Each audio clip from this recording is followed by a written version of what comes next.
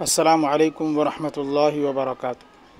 پیارے بچوں، in video کی مدد سے ہم آپ کو انبیاء علیہم السلام کے واقعات بتلائیں گے۔ انبیاء علیہم السلام کون ہیں؟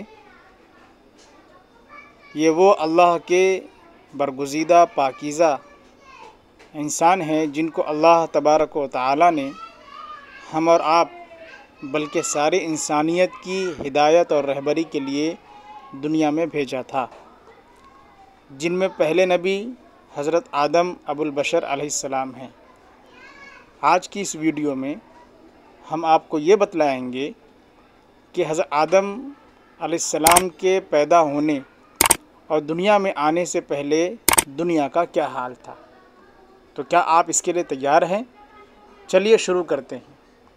اللہ تعالیٰ نے 6 دن میں آسمان و زمین کو قائم کیا، پھر آسمان کو سورج چاند تاروں سے رونق بخشی، زمین میں پہاڑ قائم کیے، بڑے بڑے سمندر بنائے، تالاب اور چشمے نکالے، آسمان سے پانی برسا کر مردہ زمین میں جان ڈالی، پھر اس میں پیڑ پتے گل بوٹے اگائے، طرح طرح کے پھل، رنگ رنگ کے پھول، مختلف قسم کی پتیاں، مختلف قسم کے خوشبو، سب کا رنگ الگ الگ، سب کی بو جدا جدا۔ لیکن اللہ تعالیٰ کی یہ وسیع زمین، یہ نئی دنیا انسان سے خالی پڑی تھی۔ روئے زمین میں کسی انسان کا کوئی پتلا بھی نظر نہ آتا تھا، نہ یہ مکانات تھے، نہ باغات، نہ محل، نہ محلے، نہ آدم زاد۔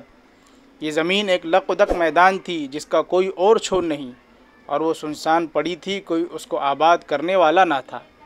سورج جب صبح ہوتے آنکھ کھولتا اور اپنے چہرے سے نقاب الٹ کر زمین پر نظر ڈالتا تو اس کو سوائے لق و دق میدان اور سنسان جنگل کے کچھ نظر نہ آتا۔ پوری زمین کے گرد چکر لگا آتا تب بھی اس کو کوئی انسانی صورت دکھائی نہ پڑتی۔ آخر کار سارے دن پھر پھرا کر شام ہوتے اپنی ساری دھوپ سمیٹ مغرب میں جا کے منہ چھپا لیتا۔ دھوپ کے جاتے ہی تارے اپنا بے پناہ لشکر لے کر آسمان پر چھا جاتے، وہیں سے اپنی رونق دکھاتے اور زمین کو نگاہ غور سے دیکھتے کہ کوئی ہے جو ان کے خوبصورت اور جگمگاتے چہروں کی تعریف کرے، کوئی ہے جو ان خوبصورت قندیلوں کی قدر کرے، لیکن ان کو بھی کوئی اپنا قدردان نظر نہ آتا۔ تارے ابھی جگمگا رہے تھے کہ چاند اپنی پوری آب و تاب کے ساتھ نکلا اور ساری زمین پر اپنے رخ روشن کا اجالا پھیلا دیا، جس سے ساری دنیا جگمگا گئی، مگر یہ بھی بے سود، اس کا بھی کوئی قدردان نہ نکلا۔ آخر صبح ہوتے ہوتے تارے بھی جھلملا گئے اور چاند نے بھی اپنی چاندنی تہہ کر ڈالی۔ بے پناہ سمندر کہ جن کا کوئی اور چھور نہیں، جن کی تھا نہیں، جن کا جل تھل ایک ہے، مگر وہ بھی بے قدر پڑے تھے۔ کوئی نہ تھا کہ ان پر سفر کرتا، جہاز اور کشتیاں چلاتا، ان کے موجوں کے تھپیڑے، پانی کی روانی اور ہوائے خوشگوار کے ساتھ ان کی اٹکھیلیوں کا تماشا دیکھتا۔ موسم بہار آیا، کالی اور متوالی گھٹائیں چھائی، ہوائے خوشگوار چلی، موسلا دھار پانی گرا، زمین پر سبز مخمل بچھا، اسی مخمل پر گلکاریاں ہوئی، پیڑ و پتے، گل بوٹے، ہرے بھرے درخت کے پھلوں سے ڈالیاں ٹوٹی، مختلف قسموں اور رنگا رنگ پھولوں اور ان کی بھینی بھینی خوشبوؤں سے صحن چمن منہ سے بول اٹھا، مگر کوئی نہیں کہ اس بہار سے لطف اندوز ہو۔ بلبلوں کی نغمہ سنجیوں اور قمریوں کی کوکو، پپیہا کی آوازوں، مور کی پکار، کبک دری کے قہقہوں نے باغ سر پر اٹھا لیا، مگر سننے والا، مزہ لینے والا کوئی نہیں۔ زمین کا ذرہ ذرہ، گوشہ گوشہ زبان حال سے کہتا تھا کہ میں اللہ کی ایک بڑی نعمت ہوں، کوئی نہیں جو مجھے اور میری پیدا کی ہوئی نادر و نایاب چیزوں سے فائدہ اٹھائے، مگر اس کو جواب دینے والا بھی کوئی نہیں۔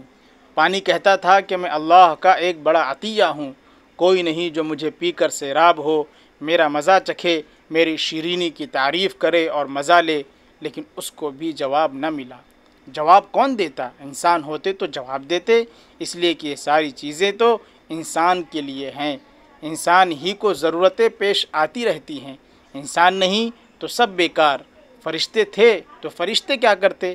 فرشتوں کی دنیا ہی نرالی تھی، ان کا انداز ہی اور تھا، وہ نور کے تھے، ان کا ٹھکانہ آسمان، ان کی غذا عبادت، ان کا کام اطاعت، ان کو دنیا اور دنیا کے لوازمات سے کیا سروکار، نہ ان کو کوئی بھوک لگتی تھی، نہ وہ پیاسے ہوتے تھے۔ یہ شیطان جو اس وقت راندہ درگاہ ہے اس وقت بڑا مقرب بارگاہ تھا۔ یہ اس وقت ایسی عبادت کرتا تھا کہ تمام فرشتے اس کی عبادت و اطاعت پر رشک کرتے تھے۔ مقربین میں اس کا نام لکھا تھا۔ اس کے سجدے سے کوئی کونا نہیں بچا، اس کی عبادت سے کوئی جگہ نہیں چھوٹی۔ غرض یہ کہ آسمان اس وقت فرشتوں کی عبادت سے رشک کمر ہو رہا تھا اور زمین اللہ کی عبادت سے بے بہرا پڑی تھی۔ آسمان کو فخر تھا اور زمین شرم سے دبی جاتی تھی اور کہتی تھی کہ کوئی ایسا نہیں جو اس فرش خاکی پر اللہ کی عبادت کر کے میری شرم مٹائے، کوئی نہیں جو اللہ کی ان بخشی ہوئی نعمتوں کو کھا پی کر اس کا شکر ادا کرے، مگر ہمارے حضور صلی اللہ علیہ وسلم کے مبارک و مقدس زمانے میں یہی زمین رشک آفتاب اور رشک مہتاب بن گئی۔ زمین فخر سے سر اٹھاتی اور آسمان ادب سے سر جھکاتا تھا۔ زمین کہتی تھی کہ ہمیں اب وہ ماہ رسالت ملا ہے کہ کسی اور کو نصیب نہیں ہوا۔ پیارے بچوں، آج کے لیے اتنا ہی کافی ہے۔ اس مختصر واقعے سے ہمیں چند باتیں سمجھ میں آئی۔ ایک بات تو یہ سمجھ میں آئی کہ اللہ رب العزت نے اس ساری دنیا کو، اس ساری کائنات کو، بلکہ اس کائنات کے ذرے ذرے کو پیدا کیا ہے۔ دوسری بات ہمیں اور آپ کو یہ سمجھ میں آئی کہ اللہ رب العزت نے اس کائنات میں جو بھی چیزیں بنائی ہے وہ ہمارے اور تمہارے اور سارے انسانوں کے فائدے کے لیے اور برتنے کے لیے بنائی ہے۔ انشاءاللہ اس کی آگے اگلی ویڈیو کے اندر آپ کی خدمت میں پیش کریں گے۔